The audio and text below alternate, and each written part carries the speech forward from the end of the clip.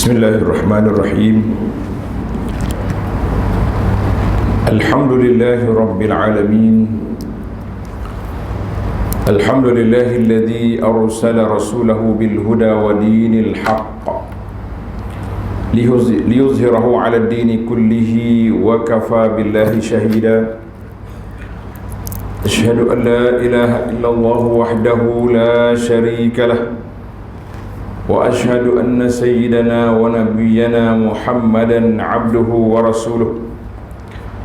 Allahumma salli wa sallim wa barik ala abdika wa rasulika Muhammad wa ala alihi wa sahbihi wa man sar ala nahdihi wa ihtada bihadihi wa istanna bisunnati ila yaumiddin, amma ba'du. Yang dihormati pengurusi Masjid Al-Ghufran, Al-Fadhil, tuan-tuan imam, ahli kuasa masjid, muslimin dan muslimat, para jemaah, para pencinta ilmu sekalian, Assalamualaikum warahmatullahi wabarakatuh. Alhamdulillah, pada pagi ini 8 hari bulan 10 kita dapat teruskan pengajian kita dalam bicara tentang Al-Quran Karim yang Allah Ta'ala turunkan kepada kita untuk menjadi hidayah, petunjuk. Sesiapa yang nak kepada hidayah, maka dia mesti kembali kepada Al-Quran Karim, sebagaimana yang Allah SWT turunkan Al-Quran itu untuk kita tadabbur, untuk kita kaji, untuk kita memahami isi kandungannya dan seterusnya, beramal dengan apa yang telah diperintahkan oleh Allah Azza wa Jalla kepada kita, ataupun kita tinggalkan perkara-perkara yang tidak baik yang telah diarahkan oleh Allah Azza wa Jalla kepada kita. Baik para jemaah sekalian, dalam tazkirah kita ini daripada mau'izah ataupun mawa'izil mufassirin, kita akan teliti kepada sebuah ayat. Tuan-tuan boleh buka ayat ini, iaitulah surah Taha, surah Taha, ayat yang ke 1, 2, 3, 1, 2, 4. Surah Taha ayat 1, 2, 3, 1, 2, 4. A'udzu billahi minasyaitonir rajim. Qala ihbita minha jami'a ba'dukum li ba'din 'adu فَإِمَّا يَأْتِيَنَّكُمْ مِنِّي هُدًى فَمَنِ اتَّبَعَ هُدَايَ فَلَا يَضِلُّ وَلَا يَشْقَى وَمَنْ أَعْرَضَ عَنْ ذِكْرِي فَإِنَّ لَهُ مَعِيشَةً ضَنكًا وَنَحْشُرُهُ يَوْمَ الْقِيَامَةِ أَعْمَى. Asalnya ayat ini turun, Allah perintahkan, turunlah kamu berdua dari surga itu bersama-sama dalam keadaan setengah kamu menjadi musuh bagi setengah. Mana sewaktu Allah Ta'ala perintahkan nak turunkan Nabi Adam dengan Hawa dari surga, Allah dah beritahu ba'dukum li ba'din adu, mana sebahagian kamu akan jadi musuh pada sebahagian yang lain. Kemudian jika datang kepada kamu petunjuk dariku, bila datang petunjuk Allah Azza wa Jalla, fa imma ya'tiyannakum minni huda faman ittaba'a hudaya fala yadhillu wa la yashqa. Maka sesiapa yang mengikut petunjukku itu, nescaya ia tidak akan sesat dan tidak pula akan menderita, mendapat azab. Jadi alhamdulillah, ini di antara janji Allah SWT berikan kepada kita, siapa dia ikut petunjuk walaupun dalam keadaan orang lain terumbang ambing, orang lain berkelahi sama sendiri. Allah Ta'ala sebut ba'dukum li ba'din adu, hanya orang-orang yang ikut petunjuk Allah Azza wa Jalla, ini orang yang akan selamat.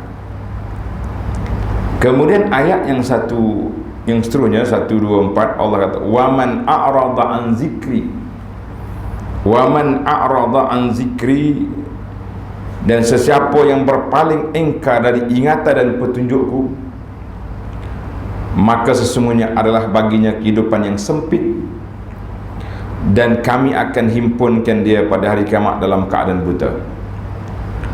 Panjang lagi lah ayat ini. Yang penting bagi kita ni, para jemaah sekalian, Allah peringatkan kepada kita kewajipan kita sebagai seorang hamba Allah Azza wa Jalla apabila datangnya petunjuk Allah.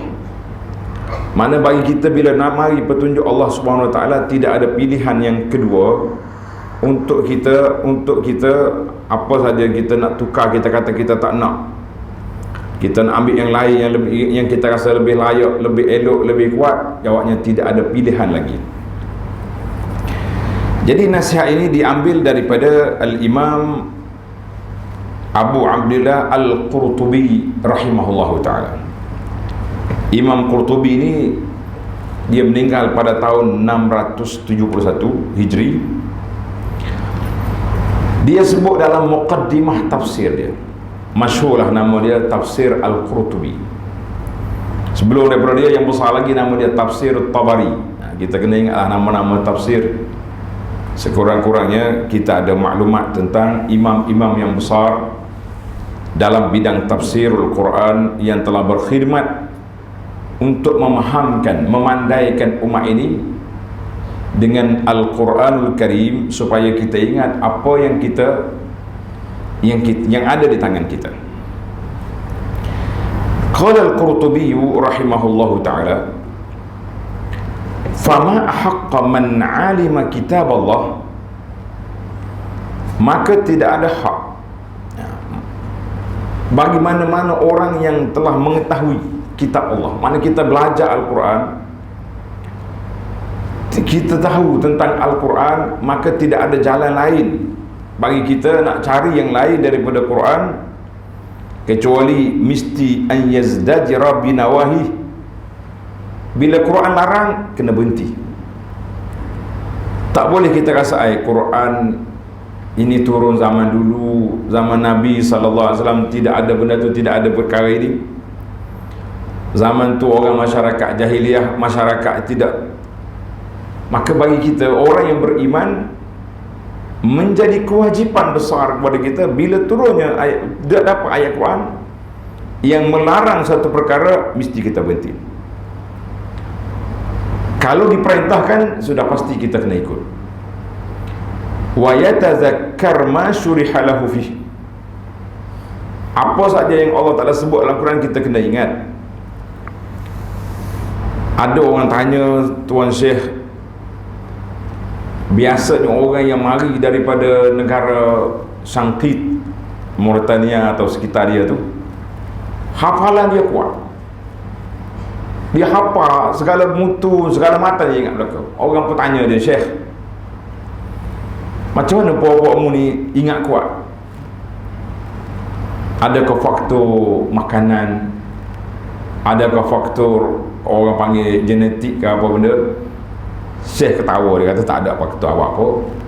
Makanan kita lebih kurang ya. Cuma orang Melayu ni kuat makan nasi, dia makan roti. Tapi dia kata mesti tazkir, tikrar, kena ulang sentiasa. Sebab itulah kita jadi ingat.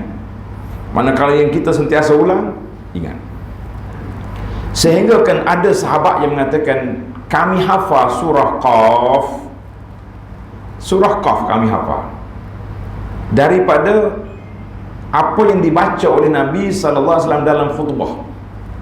Mana Nabi bila khutbah, dia baca ayat-ayat daripada surah Qaf. Kerana surah Qaf ni banyak surah yang menyebut tentang kematian, menyebut tentang kiamat. Ini menarik. Mana kalau kita di antara yang surah yang kita kena tadabbur, surah-surah yang pendek-pendek ni mufassal, surah Qaf kena masuk dalam senarai. Surah Al-Mulk itu bacaan kita setiap malam. Itu pun kita baca, kalau sekadar baca sahaja mujarrad al-qiraah, kita hanya dapat meraih pahala huruf, setiap huruf 10 pahala, tapi kita tidak dapat mengesan. Kenapa? Apa hikmah Allah Subhanahu Wa Taala ataupun hikmahnya Nabi sallallahu alaihi wasallam dia arahkan kepada kita supaya membaca surah Al-Mulk pada waktu siap malam. Kena cari. Kita ni bila menerima arahan daripada Allah ataupun daripada Nabi sallallahu alaihi wasallam, seeloknya kita cuba siasat, kita cuba kaji, kenapa Allah pilih, kenapa Nabi SAW pilih surah ini. Sama juga di antara surah yang diminta kita baca pagi Jumaat, surah Alif Lam Mim Sajadah dengan surah Hal Ata 'alal Insan. Itu pun mesti dikaji. Jadi seeloknya para jemaah sekalian, di antara surah-surah yang pendek yang patut kita tadabbur, kita teliti. Sebab apa? Supaya kita boleh memahami apa yang Allah Ta'ala sampaikan kepada kita dalam banyak-banyak surah, dalam banyak-banyak ayat. Boleh katakan semua surah Al-Quran itu besar belaka, tapi kita pilih-pilih tajuk-tajuk yang lebih dekat dengan keadaan kita, dan juga ada arahan daripada Nabi sallallahu alaihi wasallam supaya jadikan bacaan yang tetap. Jadi alhamdulillah itu di antara bacaan. Tapi jangan lupa, yang pertama dan utama kita kena faham iaitulah surah Al-Fatihah. Pertama dan utama kita kena faham melalui surah Al-Fatihah. Sebab sebagaimana kata di para pengkaji tadabbur, dia kata dalam Al-Quran 114 surah. Dalam 114 kita kompreskan, kita kecilkan dia, nak cari dia punya khulasah ataupun ringkasan, maka dia akan pergi ke dalam surah Al-Fatihah. Dalam surah Al-Fatihah, di mana ke poin dia punya poin utama yang Allah Ta'ala nak kita hayati, iaitulah dalam ayat iyyaka na'budu wa iyyaka nasta'in. Iyyaka na'budu, hanya kepadamu ya Allah kami sembah. Itu menunjukkan kepada akuan kita bahawa kita ikhlaskan ibadat kita tu semata-mata kerana Allah. Tidak ada sekutu, tidak ada syirik bagi Allah Azza wa Jalla. Wa iyyaka nasta'in, hanya kepadamu ya Allah kami minta pertolongan. Maka kita telah membuat pengakuan bahawa tidak ada makhluk lain yang kita minta tolong dalam perkara-perkara pergantungan hati kita kecuali kepada Allah Azza wa Jalla. Tetapi oleh kerana kita baca tanpa melalui proses pemahaman, tanpa melalui tadabbur yang begitu yang sepatutnya, maka kita kehilangan banyak kesan daripada iyyaka na'budu wa iyyaka nasta'in. Baik para jemaah sekalian, bila kita baca kitab Allah Al-Quran, sepatutnya kita kena ingat, kita kena berhenti dengan larangan-larangannya, dan kita kena ingat apa yang telah disebut oleh Allah Azza wa Jalla, wa yakhshallaha wa yattaqi, hendaklah dia takut kepada Allah Azza wa Jalla, dia bertakwa kepada Allah Azza wa Jalla sentiasa. Sebab apa? Kalau kita tidak bertakwa, Al-Quran yang kita baca, dia akan menjadi hujah ke atas kepala kita nanti. Wa yuraqibuhu wa yastahyi, kita kena sentiasa ingat bahawa Allah Subhanahu wa Ta'ala yang sentiasa memerhatikan kita, dan kita juga kena ada sifat malu kepada Allah. Allah kata, ni kalam aku, ini arahan aku, tiba-tiba boleh kamu tak buat, boleh kamu pilih yang lain. Kita kata satu perkara yang cukup ajaib. fa innahu hummila a'ba'ir rusul. Kita semua ni telah diberi tanggungjawab menyambung balik lidah Rasul sallallahu alaihi wasallam ataupun rusul, para rasul yang terdahulu, yang semua mereka Allah Ta'ala sebut dalam Quran, walaqad ba'athna fi kulli ummatin rasulah. Kami sudah bangkit bagi setiap umat itu ada rasul. Cuma para jemaah sekalian, kita kena ingatlah, berbeza di antara umat dulu dengan Nabi kita Muhammad sallallahu alaihi wasallam. Apa yang berbeza? Yang berbezanya, umat dulu bersifat lokal, tempatan. Manakala Nabi ni untuk Bani Israel saja, dia tak pergi ke lain dah.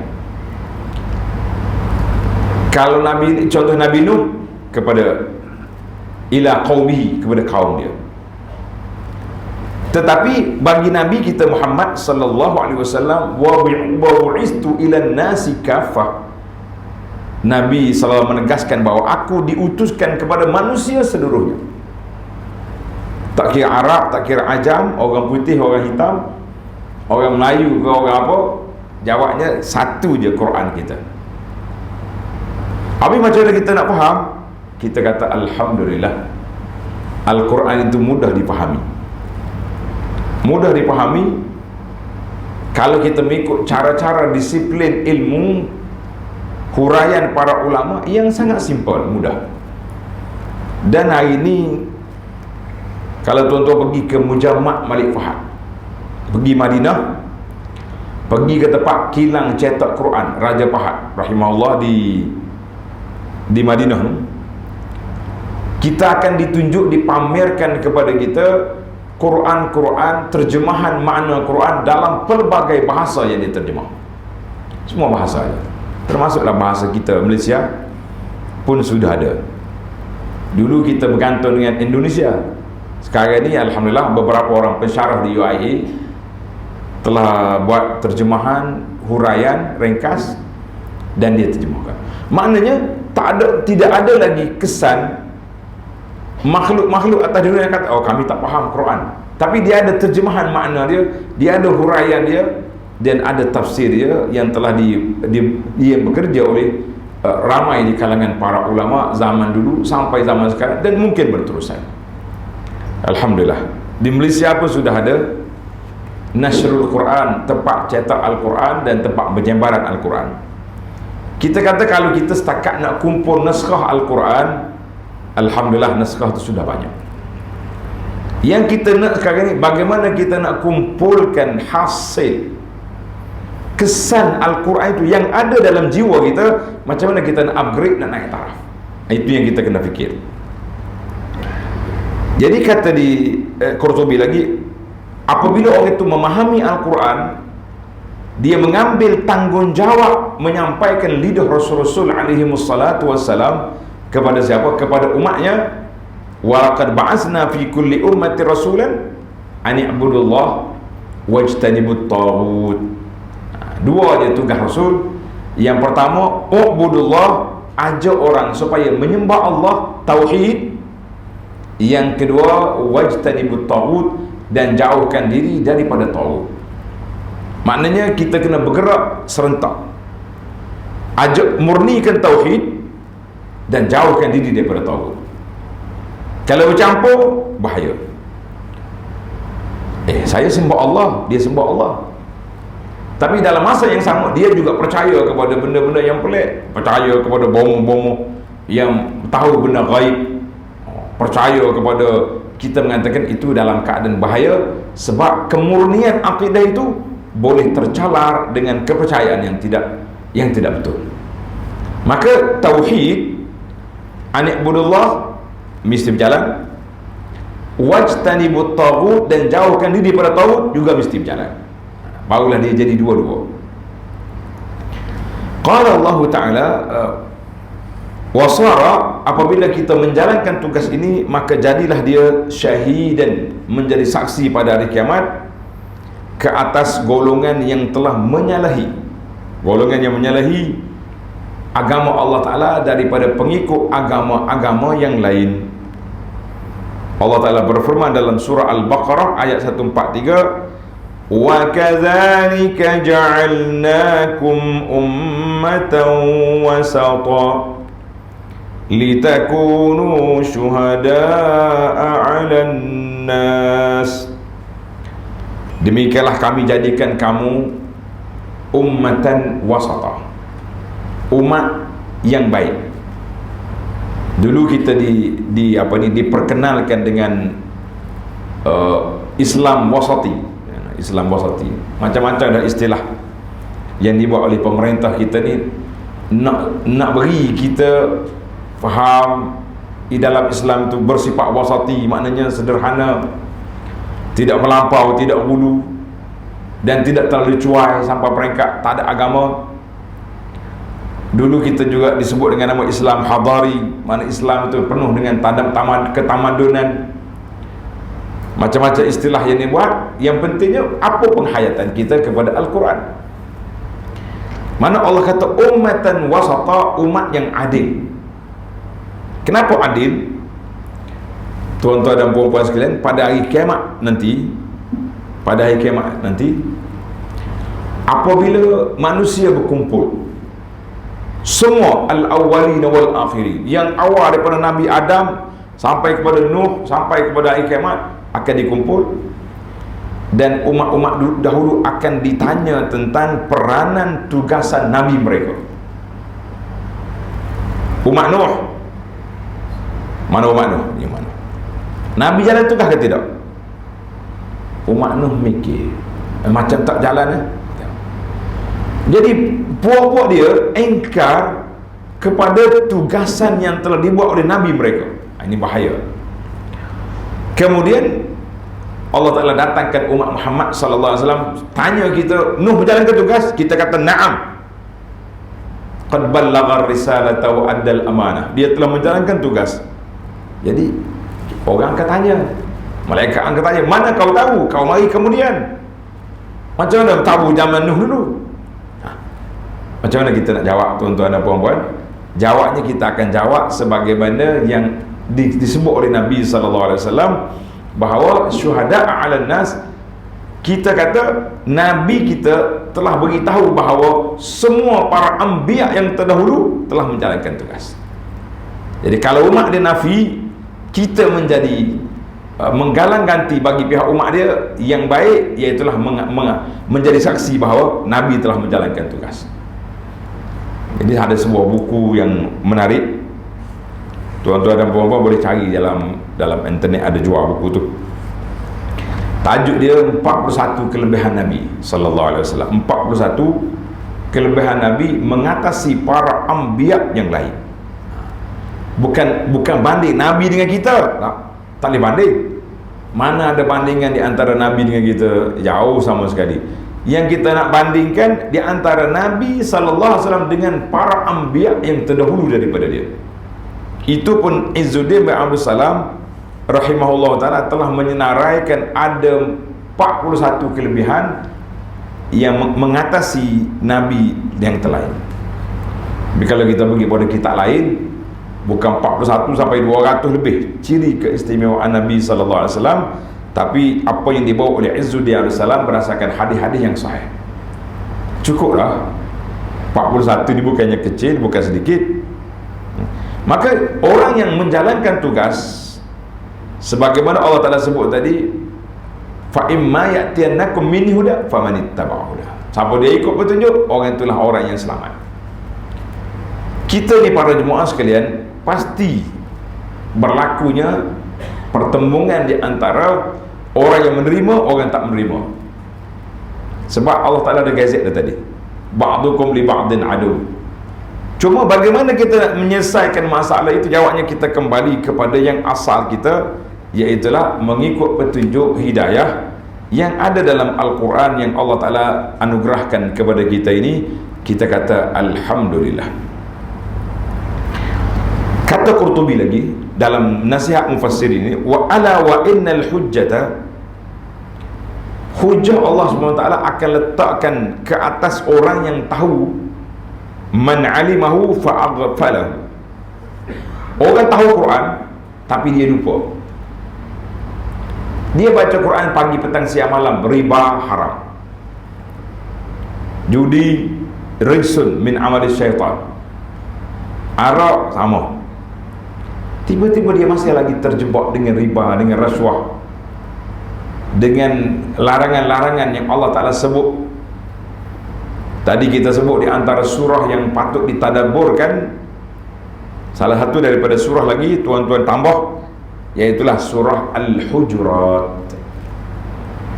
Surah Al-Hujurat ini surah yang mengajar kepada kita adab, disiplin, bagaimana nak menjadi hamba Allah Ta'ala yang baik, yang harmoni dalam kehidupan perhubungan kita dengan Allah, dengan Rasulullah sallallahu alaihi wasallam, dan dengan masyarakat. Nah, dia lebih kepada adab. Karena itu di surah Al-Hujurat disebut dengan nama Suratul Adabi wal Akhlaq. Jadi bagi orang yang tahu, dia lupa. Dia tahu, dia buat tak tahu. Maka hujah Allah Ta'ala melalui Al-Quran ke atas kepalanya lebih kuat, lebih mantap. Man utiya ilma Al-Quran falam yantafi'. Siapa yang Allah anugerahkan kepada dia ilmu Al-Quran tapi dia tak ambil manfaat daripada ilmu, dia pandai. Kalau zaman kita ini boleh naik taraf tinggi lah dalam bidang Al-Quran, sampai peringkat profesor orang panggil. Ini profesor apa ni? Profesor bahagian kajian Quran. Tapi dia sudah amali, dia tak ada. Tak usah kata banyak-banyak. Penjagaan solat pun jarang-jarang je nampak kat masjid. Contoh, bila kita jumpa dia di pasar-pasar, dia bawa isteri, keluarga, tutup aurat pun tidak. Dia ni bijak ni, pakar dalam bidang Quran, tapi kenapa keluar? Maka orang ni dia dapat ilmu daripada Quran tapi dia tidak dapat manfaat daripada Quran. Dia baca larangan-larangan dalam Quran tapi dia tidak berhenti daripada perkara itu. Apa yang Al-Quran sebut benda ni tak baik, dia buat. Maka kana Al-Quran hujjatan alaih. Maka Quran itu menjadi hujah ke atas dia. Sebagaimana hadis daripada Abu Malik Al-Ash'ari radhiyallahu anhu. Hadis ini sahih, dikeluarkan oleh Imam Muslim. Kata Nabi sallallahu alaihi wasallam, Al-Quran hujjatul laka aw alaika. Quran itu menjadi hujah untuk kita atau ke atas kita. Dia dua saja. Quran ini menjadi hujah untuk kita atau ke atas kita. Jadi hadis dalam Muslim, kata di Abdullah Mas'ud, Ibnu Mas'ud menjelaskan perkara ini. Dia kata Al-Quranu syafi'un. Quran ini memberi syafaat, penolong kita. Faman ja'alahu amamahu qadahu ilal jannah. Siapa dia letak Al-Quran di hadapan dia, Quran akan bawa dia, pandu dia ke syurga. Allahumma ja'alna min ahli Al-Quran. Ya Allah, jadikan kami daripada ahli Al-Quran. Orang yang dapat manfaat daripada Quran, apa yang kita belajar, yang kita faham, itulah amalan kita. Amin ya rabbal alamin. Kata Ibnu Mas'ud lagi radhiyallahu anhu, dia kata wa man ja'alahu khalfa zahrihi. Siapa dia letak Quran di belakang dia, saqahu ila nar, maka dia akan bawa ke neraka, wal iyaz billah. Maknanya apa? Kita bukan letak, ambil Quran letak belakang, tak depan, macam kita mushaf lah. Ibarat kata kita mengaji bahasa kiasan, dia ni membelakangi ajaran saya. Wal hari duduk depan Arab pengarah, kita duduk depan pengarah, tapi pengarah kata awak membelakangi saya. Maknanya bukan duduk belakang. Maknanya artinya membelakangi Al-Quran, panduan Al-Quran tidak menjadi panduan dalam hidup kita. Na'udzubillah. Maka dia menjadi hujah ke atas kita, bukan lagi menghujah bagi kita. Jadi kita nak Quran jadi hujah kepada kita. Kita belajar Al-Quran, kita amal apa yang kita tahu. Bukannya Al-Quran itu hanya menjadi perhiasan, menjadi musabaqah untuk dipertandingkan saja. Nak bertanding, nak ambil nak tengok siapa suara bagus, itu satu seni ilmu Al-Quran, itu silakanlah bagi orang yang berminat. Yang kita naknya musabaqah al-amal setelah kita tahu. Allah. Baik, kata Qurtubi lagi, kita habiskan nasihat dia sekejap sikit. Fal wajibu ala man khassahu Allah bihifzi kitabihi, maka menjadi kewajipan kepada orang yang hafal Al-Quran ataupun orang yang baca Quran an yatluwahu haqqa tilawatihi. Yang pertama, tanda tuan-tuan, kita dengan Quran yang pertama, kita kena baca Quran sebagaimana yang diperintahkan. Ini kita perlu pada guru tajwid. Tapi jangan habiskan masa dengan tajwid je. Saya ni ustaz sudah 10 tahun belajar tajwid, habis bila nak faham Quran? Belum masa lagi. Tajwid satu seni, satu fan. Yang kedua, wa yatadabbar haqa'iq ibaratihi. Kita kena kaji, kena selidik, kena perhatikan, kena perhaluskan semua ibarat-ibarat, bahasa-bahasa yang digunakan di dalam Al-Quran Al-Karim. Kerana itu para jemaah sekalian, orang yang nak terjemah makna Quran, dia bukan boleh terjemah sewenang-wenang, tidak. Dia ada makna dia sendiri. Dia kena teliti satu-satu. Apa ulama tafsir kata, ulama zaman dulu kata, Qurtubi kata apa, Tabari kata apa, Ibnu Katsir, kena perhati. Dia kadang-kadang kita terjemah Quran mengikut bahasa Malaysia semata-mata, bahasa dia lari makna yang asal. Sebab itulah kita dalam bab benda akademik, benda ilmiah tentang hukum hakam agama, tentang ni, apalagi kalau nak memahami makna Quran, maka terjemahan kita bukan setakat bahasa, tapi kita kena tahu maghza, isi kandungan yang nak disampaikan oleh Allah kepada kita. Itu penting. Yang ketiga, wa yatafaham ajaibahu. Kita kena faham perkara-perkara yang pelik yang terdapat daripada Al-Quran Karim. Para jemaah sekalian, semua benda dalam Quran itu ajib. Kenapa? Sebab Allah Subhanahu Wa Taala sebut Al-Quran itu sebagai i'jaz. Satu, kita biasa kita dengar mukjizat, kan? Mukjizat itu diberi kepada Nabi benda-benda yang pelik. Macam mukjizat Nabi kita sallallahu alaihi wasallam, pernah kita dengar cerita seekor kambing kecil boleh makan 1000 orang. Air yang sedikit keluar daripada jari Nabi sallallahu alaihi wasallam, ataupun Nabi kita duduk dalam telaga, air jadi banyak. Itu mukjizat yang berlalu. Tapi Al-Quran ini mukjizatun khalidatun, mukjizat yang berkekalan. Dia tak akan sampai lagi tak kiamat. Mukjizat Al-Quran mesti dibongkar, mesti dikaji. Itu. Kemudian Al-Quran itu dia panggil satu ilmu lagi. Ini pelajar kena perhaluskan. Dia panggil i'jazul Quran. Mukjizat tu satu. Satu lagi nama dia i'jazul Quran. Artinya Al-Quran itu melemahkan orang lain nak tiru dia, tak boleh. Kerana itu bahasa dia cukup indah. Bahasa daripada Allah Azza wa Jalla. Yang kelima, yang haqqa tilawatihi, yatadabbur, yatafaham. Yang keempat, wa yatabayyanu gharaibahu, dan mesti kita kena jelaskan apa yang kita tidak faham.